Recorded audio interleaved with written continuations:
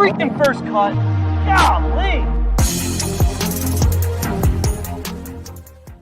Welcome to the First Cut Podcast. I'm Rick Gehman, and this is your mega preview pod for this week's Farmers Insurance Open. That's storylines, it's best bets, it's everything else that we can come up with. Joining me to break it all down from the road, Patrick McDonald. Patrick, what is the coolest thing that you've seen at the PGA show so far?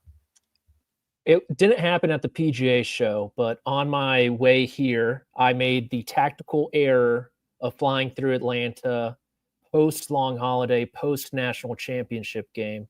And I don't know if it was the coolest or potentially the saddest, but Lee Corso was on my flight to Orlando. He was just sitting by the gate, and maybe 25 grown human adults more or less lined up to take a photo with him while he just sat down and smiled. They just rotated them in and out. Was he wearing a mascot head? He was not. No, he had a handler who was terrific. He reminded me of that Eagles Dom guy who he would push people away.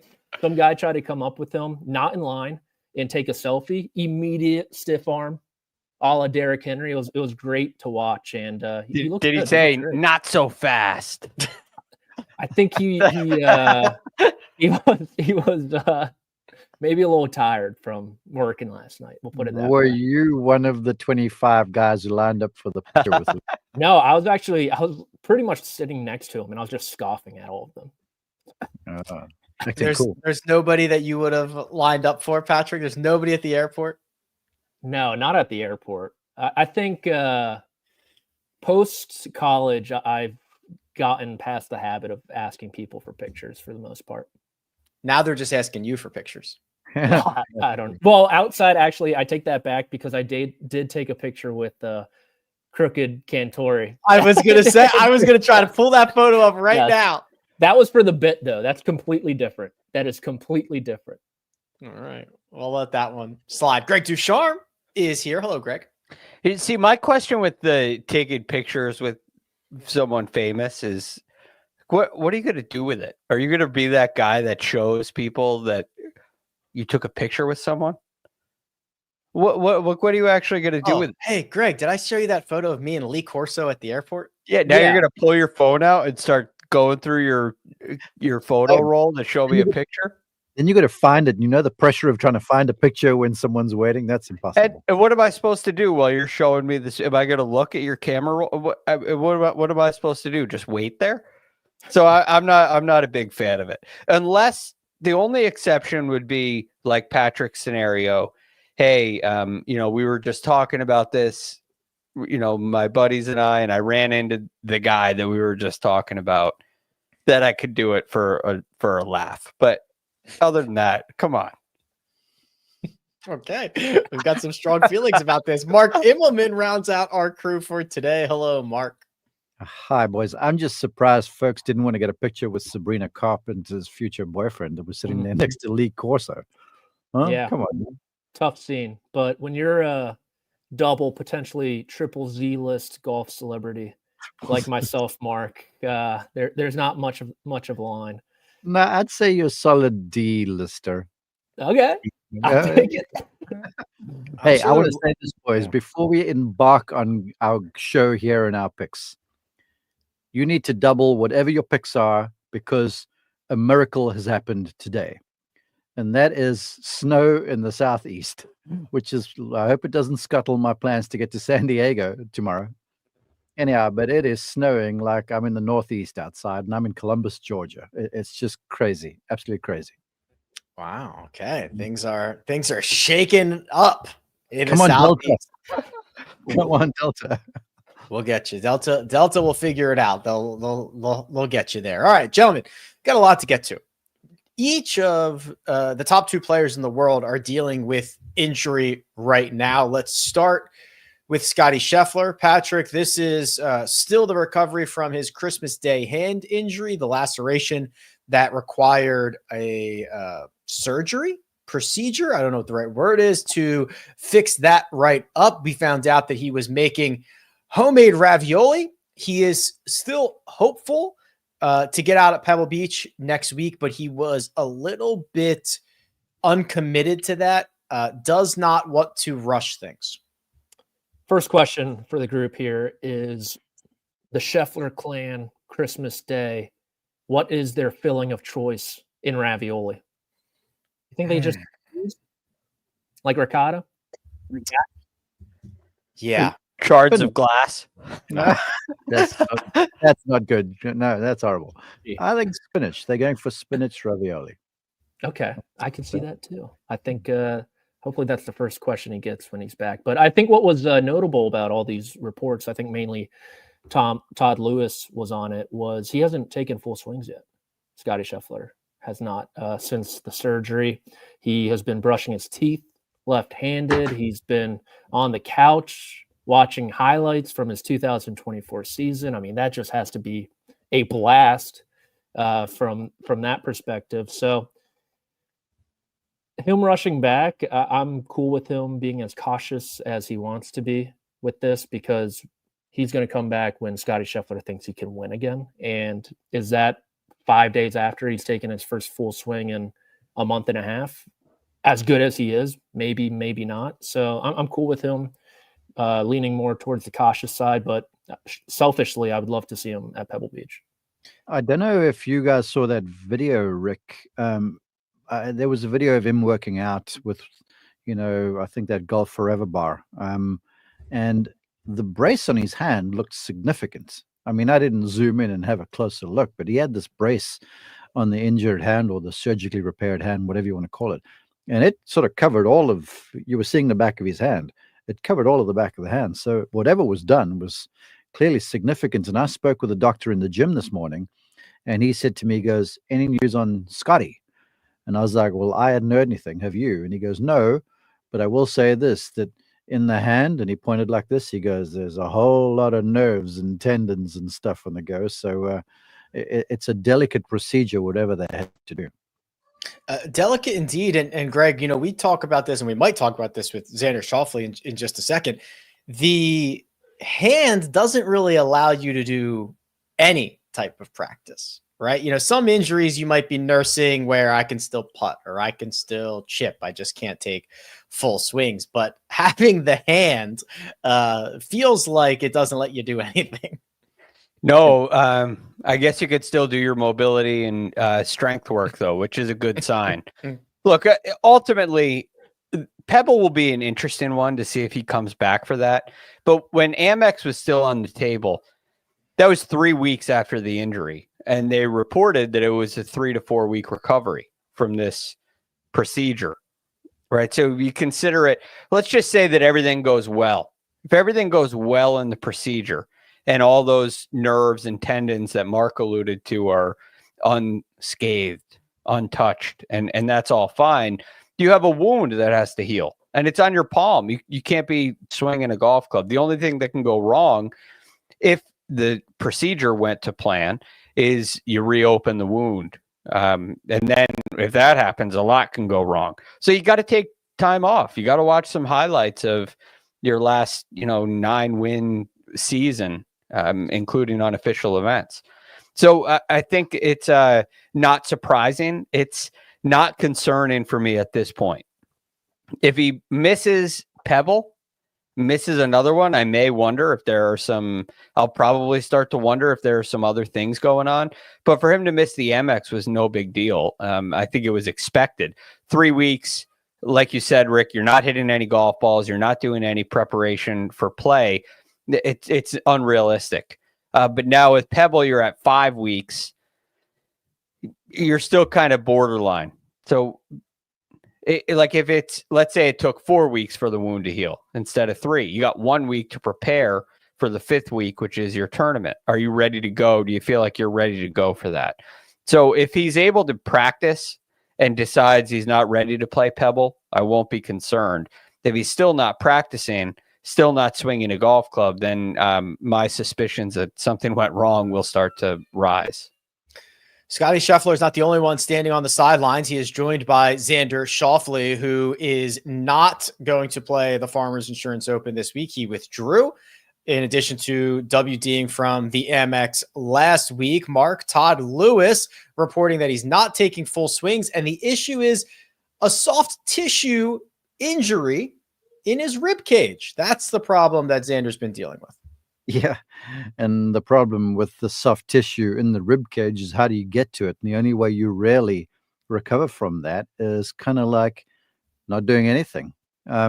It's like those are those horrible injuries, like a pec tear or a pec, if you stretch one of these muscles over here, because it's amazing when that's done, how everything you do basically works out of your core. And when you have an injury in the rib or in the pec or down here in the lats or whatever, you can just lift up anything and you'll know about it. So it's the weirdest thing to recover from, because it's not like you can do rehab. You honestly just got to rest this thing. And so for Xander, like Greg points out, it's equally problematic because, every day you don't practice, it's kind of one more day you're behind the competition. So yeah, this is concerning that a couple of the top few players aren't there, but I just wish them well. Injuries suck. And every year I say this ad nauseum, my wish for all of these guys is to get through a season without injury. And I think sometimes people kind of take it for granted, because you can go through a season, have a great year, no injuries, no problems, no issues at home, all that sort of stuff that nobody really hears about. And it's like, oh, okay, that's how it should be. But the truth is, you can get injured in the blink of an eye. Gosh, at your dinner table, apparently, like Scottie. And so you got to be real thankful for being able to be injury free. Xander Schauffele, Patrick, has been dealing with this for quite some time. He said that he was playing through pain. This goes back to last season, and that he played through pain at the Century before deciding it's time to, like Mark said, heal up and try to get this thing right. Yeah. And I mean, you look at his regular season and postseason, he was a top 10 machine, and the sample size is so small, but end of 2024, he didn't play well at the Zozo, and then Century didn't play well either. You have to wonder if it maybe started bothering him a little bit more. But what I think of with this injury for someone like Xander Schauffele is the effect the speed training and the distance gains possibly had on his body, and what role that played in. And if this is only going to continue, not for Xander, but for players on the PGA Tour who are chasing distance and more distance year after year, if these injuries are going to be more prevalent on the PGA Tour moving forward. The amount of golf that's being played, and last year, Greg, was a big year because of the signature events, the Olympics, just like everything in one. Now you throw TGL. I don't think that playing like 6 holes of simulator golf is really going to add more stress to the bodies, but you do wonder about the increased travel, the increased competition, trying to get better, work harder, if we don't start seeing some of these things pop up. I think that they pop up more than we're aware of now. I've seen some reports of players who have withdrawn from events because of injury that are, surprisingly extensive. And I think it really does happen more often than we just don't always get the report that he's out with a upper body injury or, a back or a hip. We don't quite get the details like a football player gets. Because if somebody down in the middle, just let's say it's Kurt Kitayama, because I just looked at his name. If Kurt Kitayama's out for a week or 2 or 3, the golf world isn't wondering when he's coming back the same way they are if it's Scottie Scheffler or Xander Schauffele. So I think a lot of what you guys bring up with the speed gains, with TGL, all the additional work in the weight room, that already is paying a price. Now, what's really impressive is when someone like Rory McIlroy, who is working it at least seems like it, working as hard as anybody in the gym, playing a ton of golf, he's able to prevent injuries. Jason Day has gotten healthy again. Patrick Cantlay has gotten healthy again. I do think there's an element to this where you can utilize your work in the gym for injury prevention, and that allows you to handle the stresses of additional play, the stresses of speed training. It allows you to handle it more. But ultimately, just like in any sport, and able to reach that pinnacle, you got to push your limits a little bit. And sometimes you take a step out of bounds and end up hurting something. I don't think there's anything wrong with it. As far as injuries going forward, I think it's part of it, and hopefully they learn from it and are able to make changes that last. I think Will Zalatoris is in that process right now. I'm very curious to see how the muscle that he's put on, the additional work in the gym, the weight that he's gained, if that helps him going forward for a long period of time. Because with all the improvements that have come along in science and fitness, and the studies on mobility and the studies on strength training, those things have come into the game of golf now. And when they're applied properly, I do believe that they work. So I don't think it's a sign of a dark future, but I do think that we're seeing these and will continue for quite some time. Yeah, Rick, if you don't mind, if I put a bow on this, I agree completely with what both Patrick and Greg said. Rory, in fact, when he changed his body, when he got in the gym and worked out, that was to avert some back injuries. Lower back injury he'd struggled with. So it's helped with him. And I like what Will Zalatoris is doing, to Greg's point as well. The only thing I guess we've got to realize with this, and it comes on the heels of what Greg said, is these guys, the Rorys, the Scotties, the Xanders, I don't know Cantlay so much, but a lot of these guys now who major champions, and they've essentially set for their career. You can argue Cantlay maybe too, but you can throw a blanket over these guys. They don't have to play. And if they are injured, it's not like they are sitting at home going, oh gosh, I'm missing 4 or 5 events, because they're not concerned about getting into majors and designated events and sort of thing. Whereas if you're a guy who's to build on Greg's Kiriyama thing, he's got to keep earning points to keep getting into these events, to keep, making the career a little, more smooth sailing. So I feel like if there's injuries happening, you're going to see the big ones just take time off, because they don't have to play. They play kind of when they want to, and they build their own schedules around that. Yeah, it's an interesting thing to keep an eye on, especially as the year rolls on. We are going to roll on here. We've got Justin Thomas playing in TGL. We've got Justin Thomas making a call to his peers. We've got the Farmers Insurance Open. We've got a lot more to get to. But first, we're going to take a quick break and hear a word from our partners.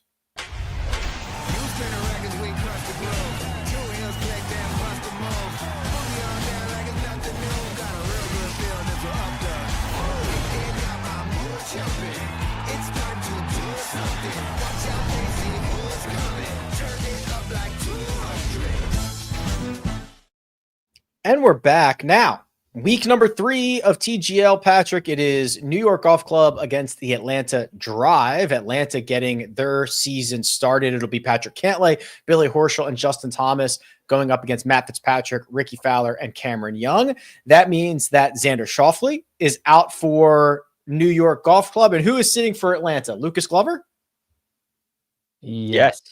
Yes. I was getting the head nod from Greg on that one. So that is correct. Lucas Glover is sitting out. This will be an interesting week. We got a lot of praise for the 900,000 or so that watched week 1. It was new. It was the debut. Week 2, that crossed 1 million.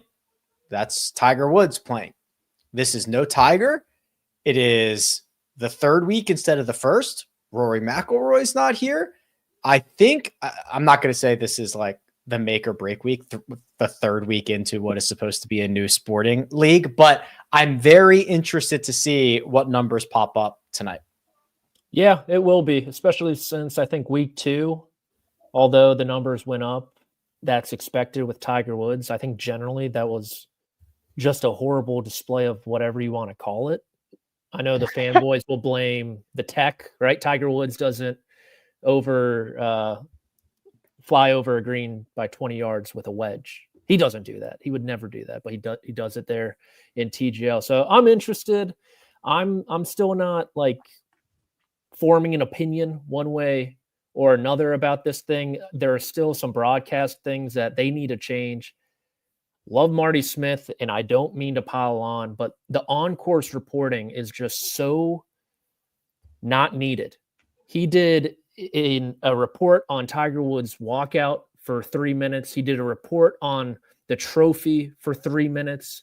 He did a report on ideal hammer strategy for 3 minutes. And it's like, that's almost 10 minutes of airtime. That's just not needed. And you want to be fast paced.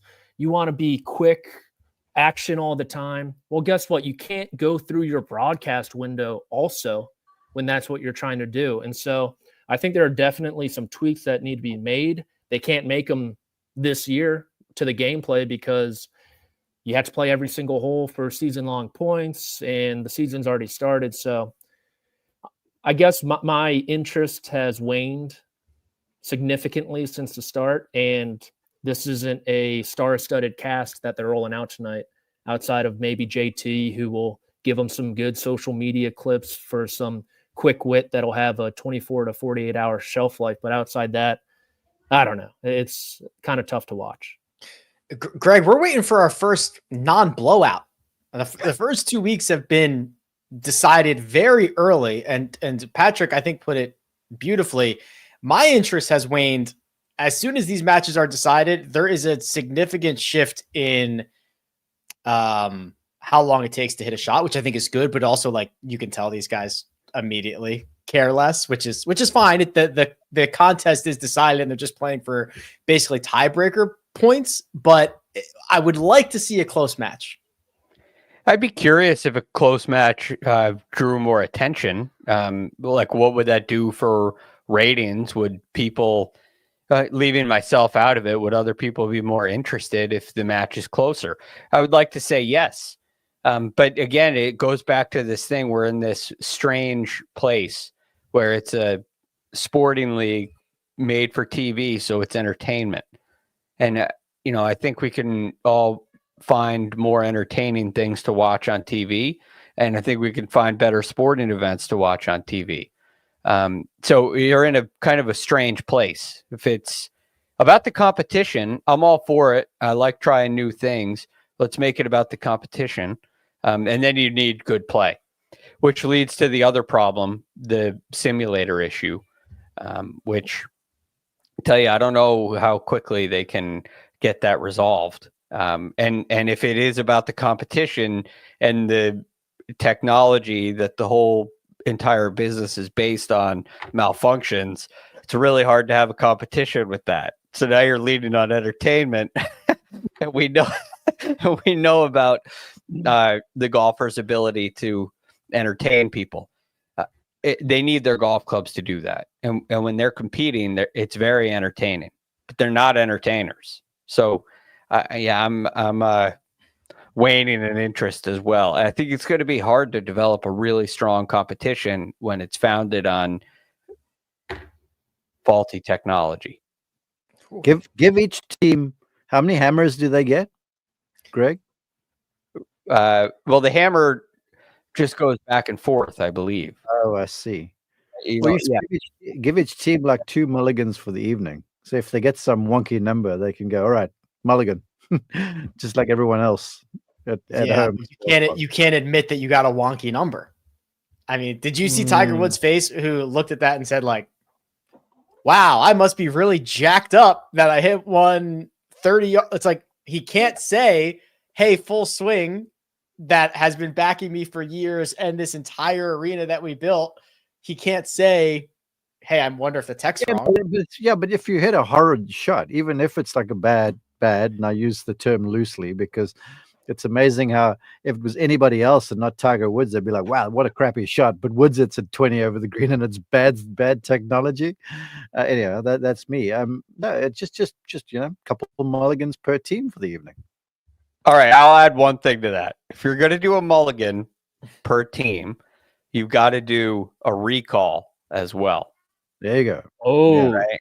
I like that. So you can do a mulligan, but if you hit a great shot, they could make you hit it again. Greg, if you weren't so out in this league, I think you should become commissioner. No, I think guys are commissioner. I think the commission. I think people who are out on it should be the commissioner. because, like, you don't want your commissioner just looking through with rosy glasses. You want somebody who's going to be critical and try to make it better.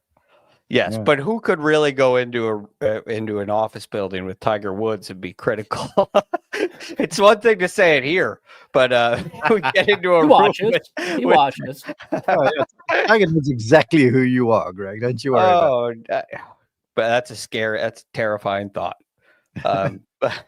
But anyway, I'm sorry, but I hope it improves because it could be a cool thing. But see, that's the pull of Tiger. But I definitely have my doubts. 7 p.m. Eastern tonight, NYGC versus Atlanta will be the third week. Justin Thomas will play tonight, Patrick, and he's also sending out a pretty long letter to his peers. It's literally addressed, "Dear fellow players." I'm not going to read this whole thing, but he it's almost a page and a half.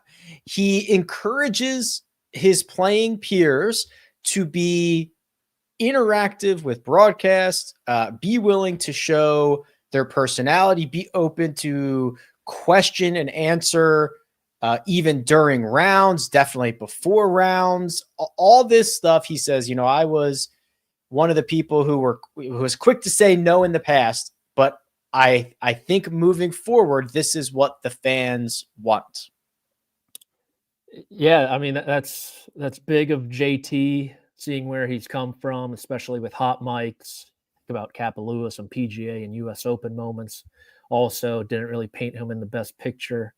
And I think his heart's in the right place and everything.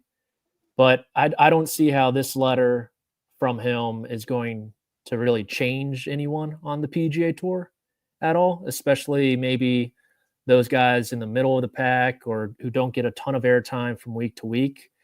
So I think his heart's in the right place and he's trying to do well, and he's buying into the whole "we have equity in the enterprise starship." I don't know if this letter, which I'm glad we're getting back to writing letters. We did that, I think, a couple summers ago for a while. Last summer was a bit of a dry spell, just really Tom Kim apologies, and that was it on his notes app. And but I don't really see it changing too much. I would love for it to. Mark probably has better insight than I do, knowing that he's on the broadcast.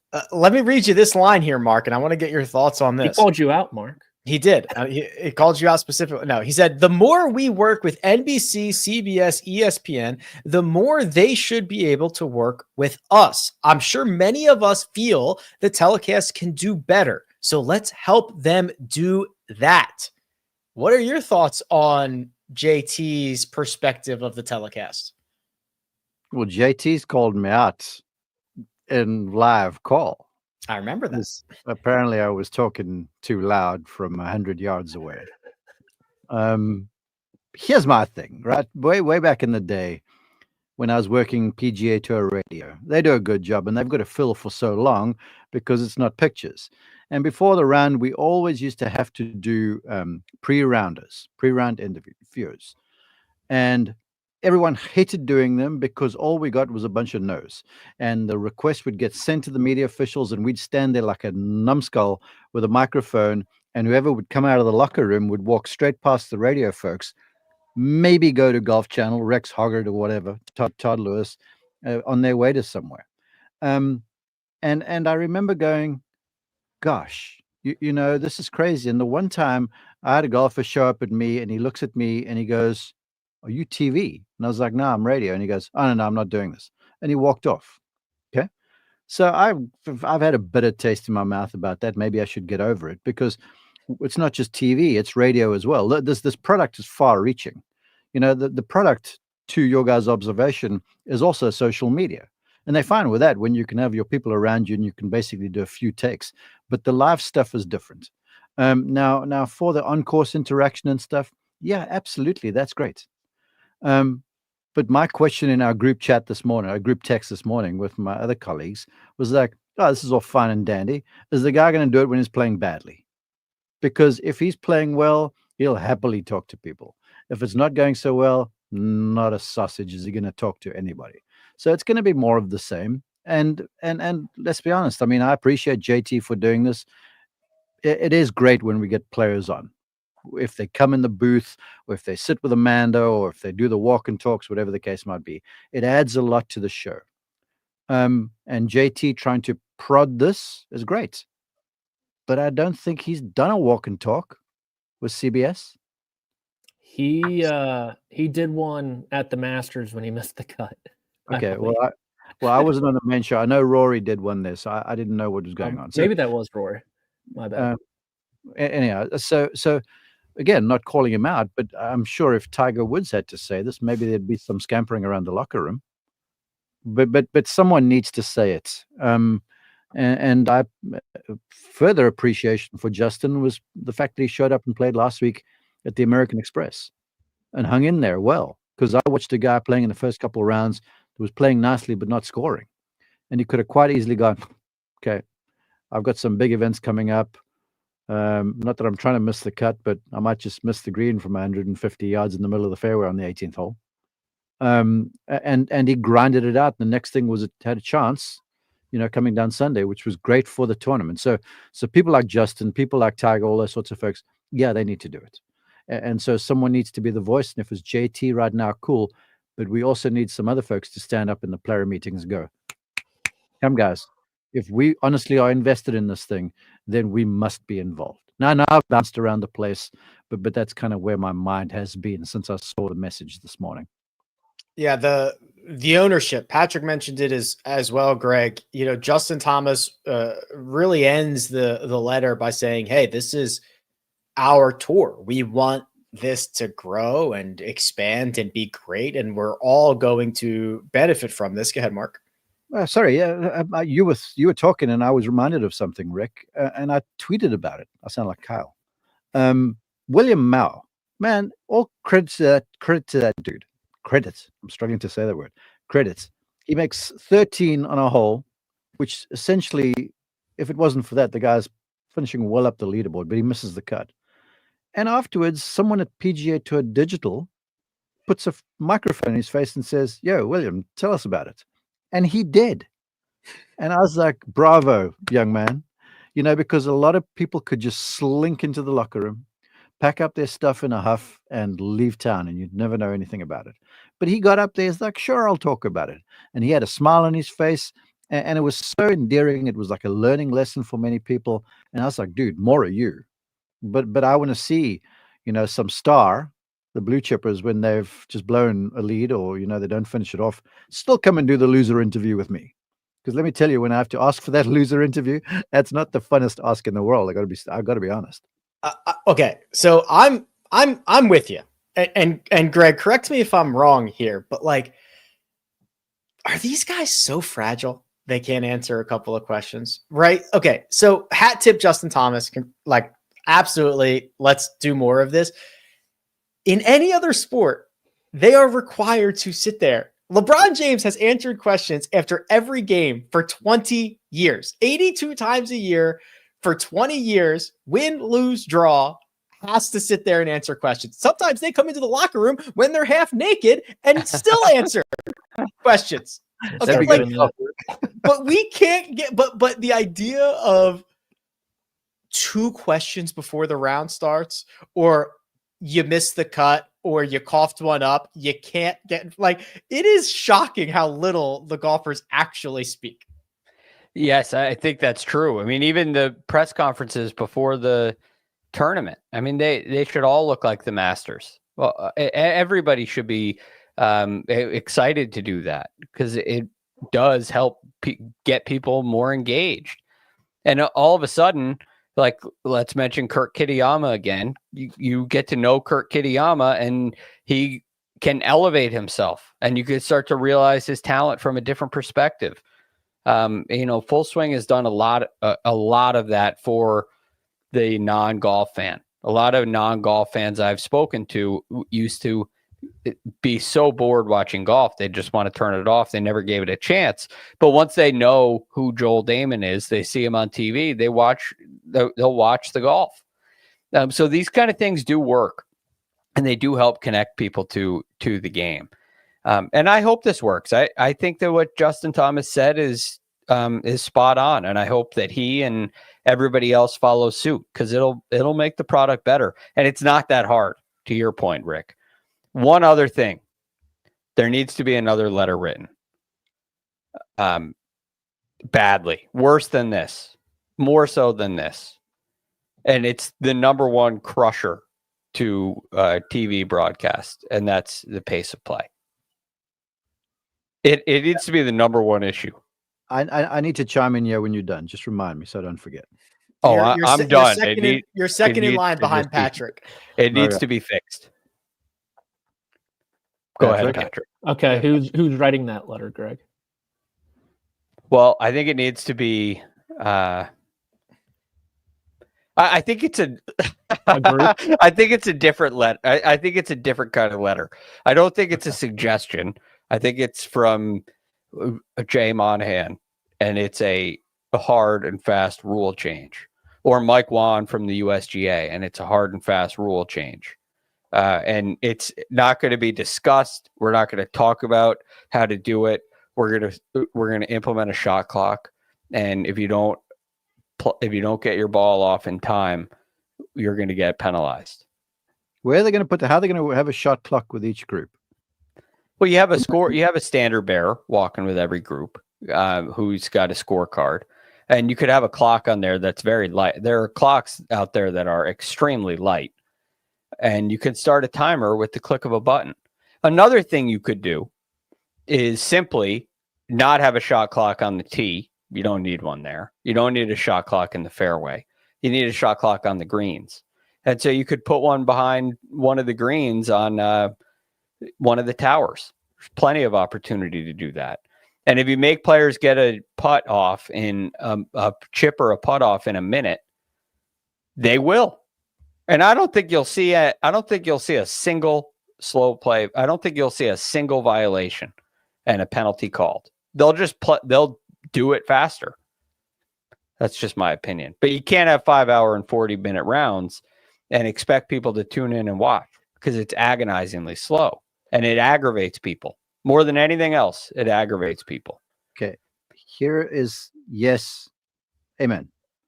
The problem last week, if this is what people are referring to, because I got the hair on my back of my neck up when I turned on Twitter, because the usual suspects were going on. Okay. The issue last week was so many folks made the cut on Sunday at that golf course, and it was a 2-tee start and 3.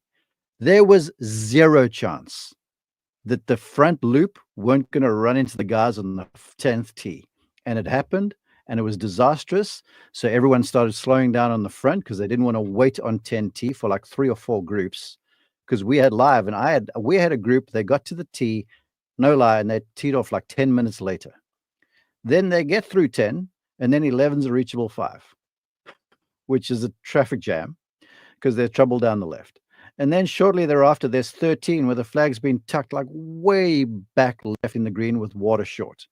So pros are not going to hit the thing in the water, so they blast it out the right-hand side, which is a tough pitch shot, and a lot of guys are making 3s and 4s. Last week was what we always see on the West Coast. Bigger field in that one. Now, it's not going to be for Pebble.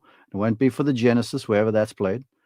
But when you've got 3s off 2 tees with that size cut, with shortened daylight, there is no chance. It's not happening, shot clock or not. I'm sorry. But if there's 3 groups on a hole and every group is moving faster, the log jam will be shorter.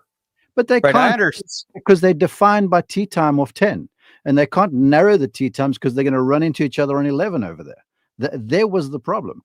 I'm like, if they could squeeze groups, I get you, Greg. But last week was just like, it was honestly a perfect storm. Now, it happens often, but it starts to happen when you got so many guys who make the cuts. So the only secret to this is, yeah, shot clocks are great, but you sound like everyone else on Twitter. Either start penalizing, really start penalizing, and the rules officials are averse to do that because there's so much in everything. Or you go, no, we're going to cut to 50 players every week, because then you won't have issues like this. It just won't happen. But if you go to the reason why the shot clock works is because it takes like the usual suspects, I understand the circumstances. I've been a marshal. I've seen this. But if the individuals are playing faster, if they're faster on the greens, the backups that happen will take a shorter period of time to clear out. And so you won't have 5 hours and 40 minutes. Now, you may have to, when you have a new pace of play, you may have to adjust tee times. Maybe they spread out a little more. Maybe that helps alleviate the issue even farther. If you figure that you can get the first group around in less time, then the last group will get around in less time. And it won't take 5 hours and 40 minutes. So it's just about keeping it moving. And really, that's where the shot clock idea comes from. And it's years ago. And I think there's a real chance of it going forward because of TGL. My favorite aspect of TGL is the shot clock. And I think that baseball going to a pitch clock, you would never think that would happen 20 years ago. And it has, and it's been great. And I think it will really help golf. The purists hated that in baseball, and it's probably saved their sport. Patrick, did you want to put a bow on that? Did we give you a chance to get in there? Yeah, I'll just say the one thing that kind of rubbed me the wrong way about this Justin Thomas letter is he said something like, oh, how easy is it going to be for you guys to answer one question that you already know? It's going to be so additive to the golf broadcast, where that's just not the case at all. If you ask someone a question, you give them 5 seconds. What everyone's going to be complaining about is that you're not showing golf shots at that point. You're showing Justin Thomas before his final round, giving you a BS answer about a question. The most additive thing these players can do to the broadcast, it's not the walk and talk, it's going into the booth and calling the shots after a round. That is when the broadcast is at its best. When Rory was talking about Scottie's game at Riviera, when he was on the PGA Tour, I remember he went in at RBC Heritage.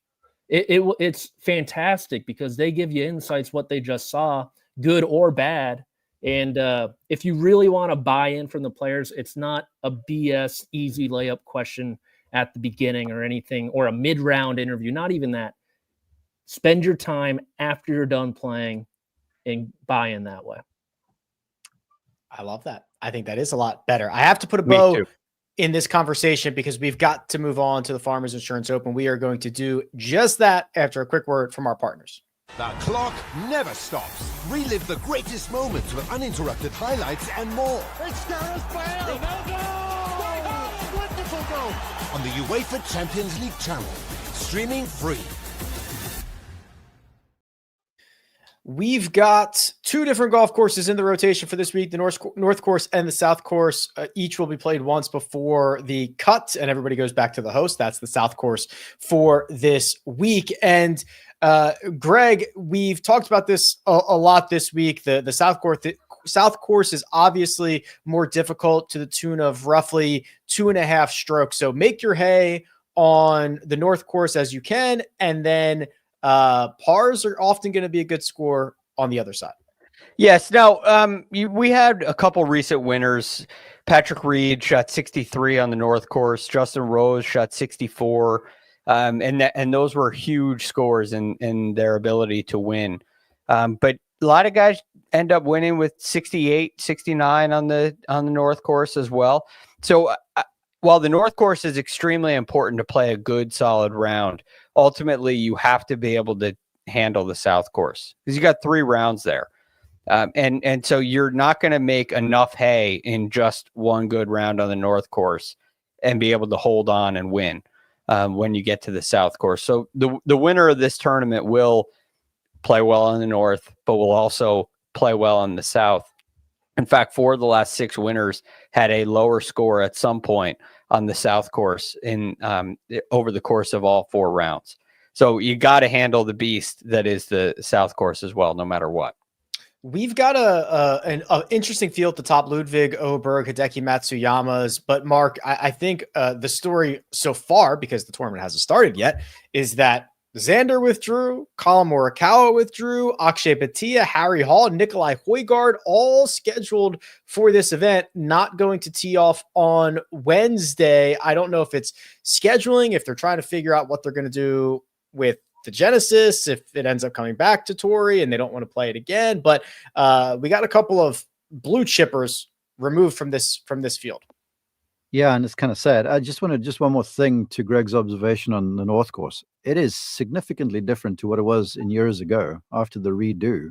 I mean, I feel like if you play well around there, 67 is a good score now. You know, back in the day, you could get around there in 65 or 4, but it's a handful. And as you start to get a little bit more of that Poania creep into the greens that were bent grass, then you start to see the scores also going upwards, because the South is long, but it's the Poania greens that just absolutely confuddle people. And as you start to get more of the Po in the north side, that's when you start to see guys missing those 4 and 5 foot putts and such. But as it goes with some of the blue chips not playing, it's kind of sad. But we see this like all the time, like tournaments when the reschedule was done, and whatever tournament would happen before when the PGA was moved to the new date, that tournament was always going to suffer because a lot of the blue chips don't play the week before a major championship. And now you got a run now where it's like Torrey this week, then you got Pebble Beach, which is designated or signature or what you call them. Then it's Phoenix, and then it's Genesis, which is signature. No one knows where it's being played right now. And then you got a natural gap because I feel like maybe it's Mexico or something like that before you start to hit a bunch of those like big ones again, which is API players and all those big events. So these players typically play in 3 to 4 week windows. And so they're like, gosh, I've got to do these 3 in a row here. They're all big money things when I'm going to take time off. So this is just a natural window in the calendar, sort of last week, this week. And it's sad, honestly, because, to me, last week's event's always been like one of the diamonds in the PGA Tour's crown because it's been around so long. And it's like legends have won and played there. Arnold Palmer shooting his age in a PGA Tour event around that place. And then Torrey Pines. I mean, there's stuff that's happened at that event in that tournament. It's been off the charts. So just because of scheduling, you're going to start to see this stuff happen more and more. And I'm not saying it's something's fault, but signature events and stuff have a big say-so in scheduling. And these guys aren't going to play 4, 5, 6 weeks in a row. If they do, it's out of the ordinary, and then you lose them for a few weeks. Like McIlroy did that last year. And about the 5th of 6 weeks, I'm like, dude, how are you doing? And he goes, I'm exhausted. After this, I'm out for a while, kind of thing. Yeah, interesting to see the schedule. And Patrick, the fun thing could be, so Farmers obviously this week, Mark laid it out perfect. Pebble, Phoenix, and then the Genesis, TBD. I believe that is going to be back at Torrey Pines. I'm viral, bro. Rick Scoopman. The fact that no one has told me I'm wrong yet makes me think that I'm right. We were told last week at the tour. We actually sat in a meeting where one of the executives came and looked at us and he said, absolutely no speculation as to where this event's going to be. And we still looked at him going, okay, are you going to let us in on anything? And he's like, here's what you need to know. No speculation about where the event's going to be. Okay, well, I'll speculate. I was not in that meeting. I thought it was going to be who the hell told Rory about this? Yeah. So I believe it's going to be at and also I believe Bob Herrick from Sports Illustrated sourced it himself as well. So it seems like we are headed to Torrey, which then, Patrick, you've got time, and it would presumably only be played at the South Course. You could see a very different, nasty, interesting setup for Torrey Part 2 if that comes to fruition. That would be fun. It would also make sense why. I mean, Torrey's a beast. I can't imagine guys would want to get beat up twice in 3 week, 4 week stretch, whatever it is. So that could possibly be partial as to why some of these guys are WDing. And look, the beginning of the PGA Tour season is great, but I think we can all agree when these guys are challenged and it's not a boat race out there with birdies, it tends to be more compelling, especially at a golf course that has held U.S. Opens and crowned 2 great U.S. Open champions. And so I'm ready for these guys to get beat up a little bit. And if it happens to occur again in a few weeks, it's a bummer Riviera's not on the schedule, but very understandable why. I think Torrey Pines, although the architecture nerds will say they hate it and it's boring and it's just long and you hit driver after driver after driver. Okay, well, last week you were complaining that it's just a birdie fest all day long. Like, what do you want, man? Seriously, what do you want the winning score at 8 to 10 under, which is a potential to 12 under, or 30 under, or 17 under like it was at the Sony Open? Like, we're kind of hitting for a cycle for you here, and all you're doing is crying. Well said, bro. They want to be relevant. They want to be heard on social. So you got to come out with either the viral tweet like Rick did, or you got to come out with something that's kind of anti-establishment a little bit, you know? All it is. I hope I'm right about that. I kind of hope you're wrong. I mean, oh man, Rick, you know where I'd like to go? Where? In California, really close to LA, Palm Springs, man. And then go to that stadium course. It's set up, and then move those tees back because the greens are firm as my desk over here. Par was a really good score around that place. Stretch it. It was playing 7,200. I think it can play 78. Make it 75-ish, 76. No wind. Perfect. Nice. That isn't speculation, is it, Mark? No speculation. That's just me. Okay. I'm almost positive that's not happening. I would like to see that too, but I think that's out of the question. We got to move on here. We are well behind schedule. So what we are going to do is get to our picks here, and we've got the grid. If you are new here, which you might be, I guess it's early in the year, $50 on any matchup that we want, 30 on any finishing position, and 10 each on 2 separate outrights. We are not just limited to the PGA Tour. We've had plenty of TGL wagers. Patrick gets a little freaky at times with whatever he can find, and then we will run through these together. So Josh, release the grid, and let's get right on into this. Greg, I'm going to throw it to you first. I'm looking for a matchup for this week, and yours is coming from the PGA Tour. Yes, and mine is Alex Smalley at even money over Austin Eckroat. And really, this is just I'm very excited about Alex Smalley and his game. He's one of the few guys in this field who, over the last 2 weeks, has gained strokes all the way across the board in every single category. Like we talked about on Monday, Rick, that's a very strong indicator of success, future success. And I think that's going to happen for Alex Smalley. I don't know if this is the best golf course for Austin Eckroat. He's really good, and it makes me worried to go against him. But I'm not sure this is the best spot for his game. So I'm Alex Smalley over Austin Eckroat. Speaking of best spots for his game, Mark, your selection for a matchup has had a splendid record around Torrey Pines. He has, but just open disclosure for the folks listening. I'm kind of hot on Atlanta Drive, like Patrick was, and he nearly convinced me to change my pick. But I'm really hot on Jason Day this week, and not just because he plays this venue well, but because of the way he played last week. It was sensational how he put rounds together, how he hit it, the putts he made. He was holding out from off the greens, and more than anything else, he just looks like he's cool with everything, and he's healthy.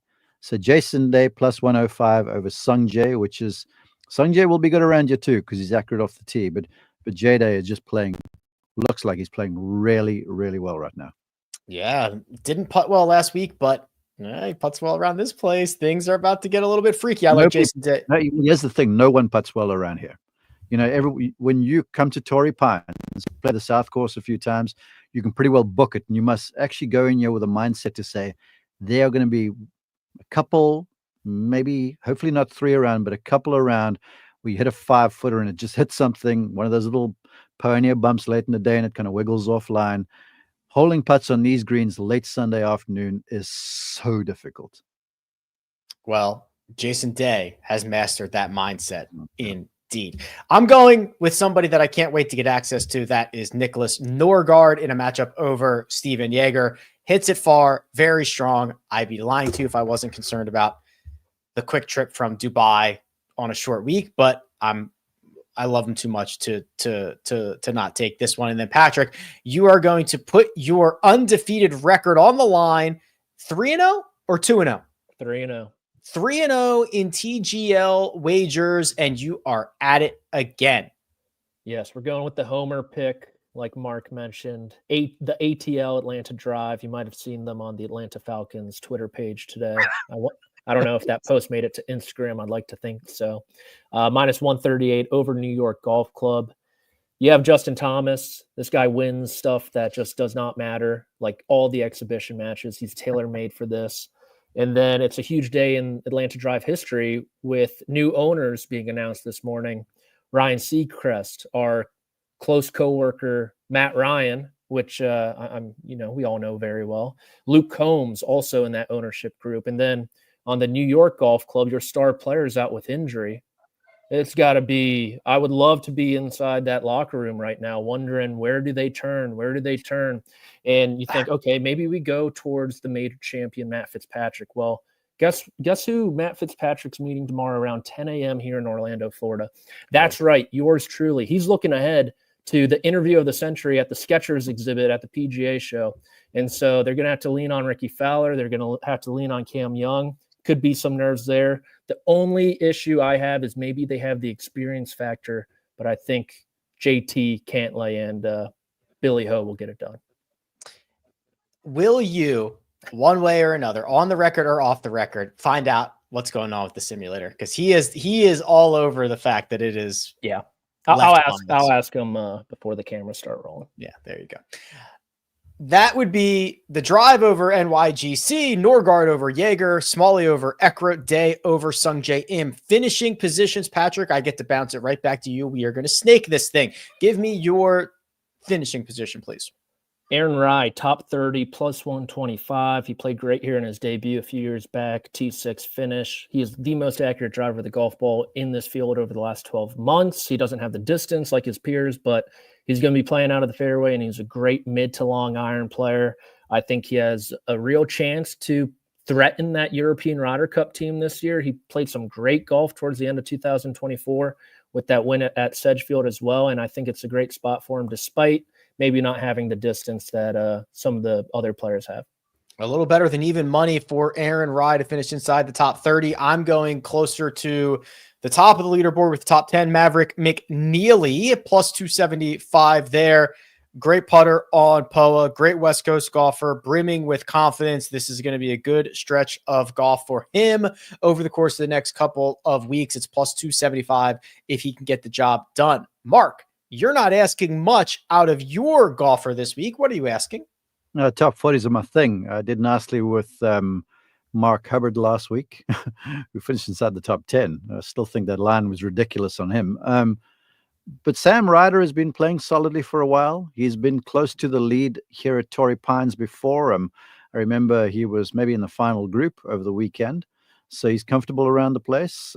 So coming back to a happy hunting ground, top 40 plus 185. I'm all over that. Yeah, Sam Ryder almost found victory here a couple of years ago. Just needs to finish inside the top 40 this time around. And Greg, a familiar name back on the board for you. Yes, Mark mentioned this earlier. It's Jason Day, top 20, plus 130. He had to be on my card this week. I think it's going to be a great week for Jay Day. McNeely, top 10. Rye, top 30. Day, top 20. Sam Ryder, top 40. One of each. 10, 20, 30, 40, all across the leaderboard. Two separate outrights. There is just a touch of overlap here, but we've got a lot of different golfers on the grid. Mark, you get to go first this time. Let me know who your two outrights are for this week. Well, Jason Day, because he's going to beat Sungjae Im, and then he'll be close to the lead. So I'm going with Jay Day for another win around Torrey Pines. And then, I've never seen David Puig play, but I've spoken with a lot of folks in the know, and they all rate him highly. And I was looking through the DP World Tour odds over there, and I saw him jump out at plus 2,800, 28 to 1. So David Puig to win over there in Europe. Yes, he's had a very good year on the Asian tour as well. 28 to 1 for David, 25 to 1 for Jason. And now I throw it to Greg, who's going to give us his two outrights for victory. Yes, if you're watching on YouTube, there is an error here. And it's not Josh's error. I made a change, a late change in the rundown, and that I have Max Grazerman in there at 25-1. That is getting switched. Grazerman out, Keegan Bradley in. Wow. I'm loving what I'm seeing out of Keegan Bradley. He, like Alex Smalley, last 2 events. There it is. Look at it. It's magic. Well done, Josh. It's absolute magic. So Keegan's been great all the way around the board. I love his performance. You know, since they redid the North Course, he's played here 7 times, and 4 of them are top 10 finishes. So phenomenal stuff out of Keegan Bradley here. And I think when he gets in the mix, he's hard to beat. My other is Max Homa. Rick, I know you love Max Homa. I'm seeing Max Homa that looks like the Max of old. I love what he's done with his driver. I think he's really gotten that back on track, and it looks like Max is back to base camp, if you will. So and you consider his record here, it's pretty darn good. So Keegan Bradley and Max Homa for me. Keegan and Max for Greg. Max and Ludwig for me. I agree with Greg. I think that Max is too long for where he's at on the journey back at a really good golf course for him. And then Ludwig, are there good golf courses? Are there bad golf courses? I don't think so. You could put him on Mars right now, and he might be one of the favorites to win. Special kid. I'm not going to miss out on my 11-1 opportunity, Mark. I got to ask this question of both you and Greg. You are going against Max Grazerman with Max Homa at your own peril. I've just wanted to put that out there. Grazerman, I mean, he is a champion in waiting, that boy. Yes, I know. Agree. I know. All right. I remember vividly the Max Grazerman owes Matt Kuchar like a couple of cases of wine for having everybody forget that he vomited the Wyndham all over himself. He was looking out for him. Yeah. Remember? Yeah, like he was a child. He Looking learned. out for him. He learned. Okay. I hope so, because I love both all Maxes. I get along with all Maxes. Oh, Maxes. Patrick, finish us off here with your 2 outrights, please. Yeah, I went with Keegan Bradley as well. I'm going to keep betting this guy until he wins. Playing great golf. I want to muddy the waters for this U.S. Ryder Cup team. He's playing like a top 5 American. Granted, the 2 top Americans are out injured. Keegan Bradley might be needed there at Bethpage Black. Whether that's a great decision or not, who knows? But if he wins, that'll certainly bring up that conversation point. And then Shane Lowry, 40-1. I feel like no one's talking about this guy this week, coming off a huge win for the Bay Golf Club there on TGL, and had a great fall on the DP World Tour. I don't think he's finished outside the top. I think it was 13, maybe top 15 to be safe for a very long time. Very accurate off the tee, which you need to be, and an underrated iron player. Mark mentioned how putting can come and go at this golf course due to the Poana. He can run a little cold on the greens, but that won't kill you, those stretches. I don't think it will. And so I like Lowry at 40-1.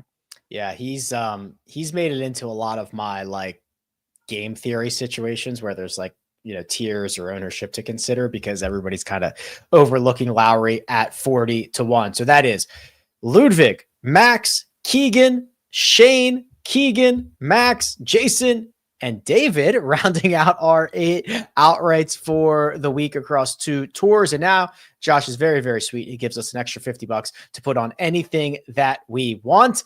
And oh yes, this is pretty on brand for most of us. Mark, a nationality wager. Which one and who, please?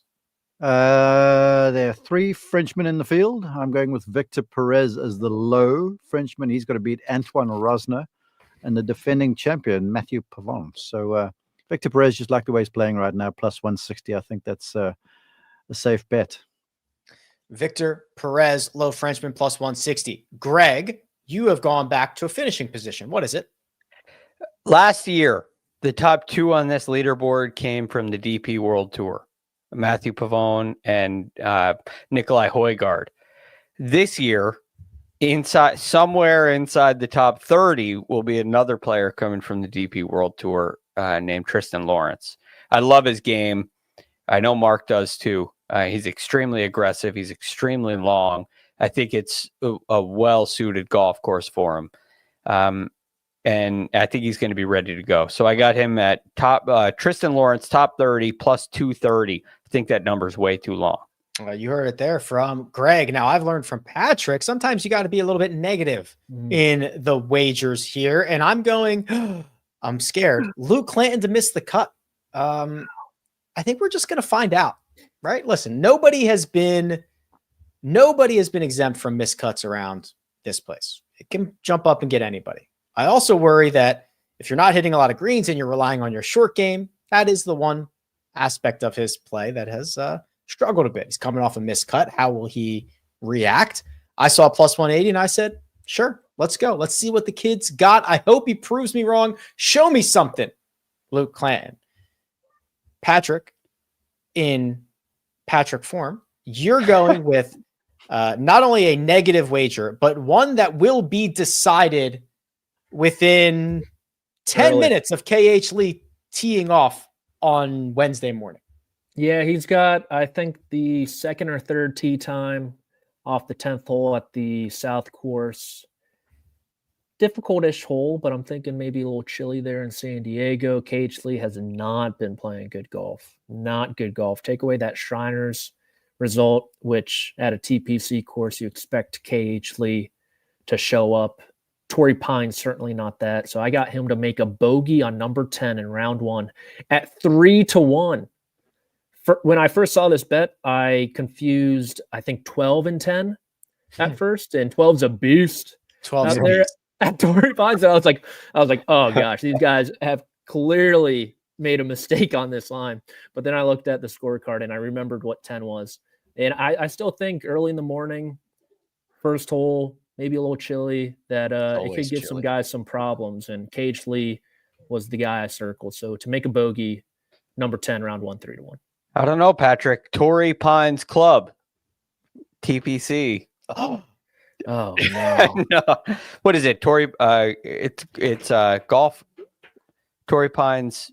What? I think it's a golf club or a golf course. I think it's golf course. Golf course. Yep. Yeah. Golf course. Torrey Pines golf course. Yeah. Don't scare me like that, Craig. See Torrey Pines. 9:23 a.m. off the 10th tee with Rio Hisatsune and Frankie Sappin III. Will KH Lee will be out there. It always does confuse me too, Patrick, because they don't turn at the clubhouse. They just turn like in the middle of the place. Like throws me off a bit. Oh yeah. Anything else, gents? We are in overtime, so I'm not going to put your feet to the fire, but anything else that we missed? Fingers crossed my flight goes tomorrow, please. Fingers crossed we're holding Safe travels. that Mark can get himself to San Diego in time. This is a Wednesday start. It wraps up on Saturday, which means we are coming back to you on Thursday and Saturday this week. Patrick is going to be working hard for us at the PGA show, finding out all the dirt and all the cool tech that we will need to be buying in 2025. But for now, big thanks to producer Josh. He does all the hard work behind the scenes. Mark Immelman at Mark_Immelman. Greg DuCharme at The Real GFD. Patrick McDonald at P McDonald CBS. And you can find me at Rick Run Good. This has been The First Cut. We'll catch you next time.